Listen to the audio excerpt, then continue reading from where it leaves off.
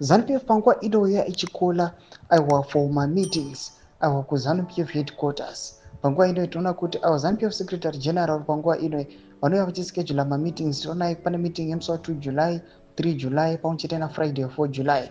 Kunyazi kuonekwa kunze aiwa kune zvakanaka chiri kubuda roko kana kuti kune chaos nekupopotedzana kuri kuitika muruling party ZANU-PF tichiona mafactions panguva ino achiramba achiraisa. Dzanapinda mashoko anobuda nyuko panguva ino ndorwa subscribe or like on the bell icon.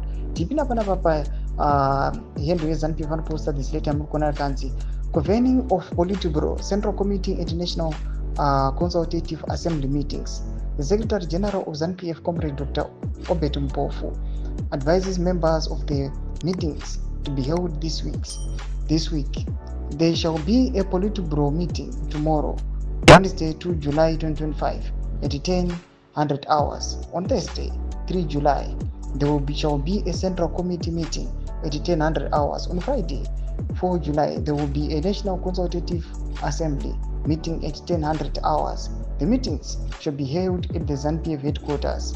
On all days, members should be seated by 9:45 hours. Thomas Kwarubuda panguva ino nechaos yamuri kunzwa imwe iri kuitika kunana Manicaland, imwe iri kuitika kunana Mashonaland West. Zvinhu zvinoratidza kuti the ruling party ZANU-PF, yes they are claiming, mukatarisa vana marapira vari kuti this is opposition propaganda, vachizama kuda kuzviita as if aiwa bato ravo rine runyararo kana kuti aiwa opposition inonga ichingotora nhema pamusoro pavo. But panguva ino according kune macritics nevanhu zvavari kuona panguva ino ZANU-PF panguva ino it is embroiled mutension nemafactions aiwa vachinyasoratidza kuti zvinhu hazvina kumira zvakanaka.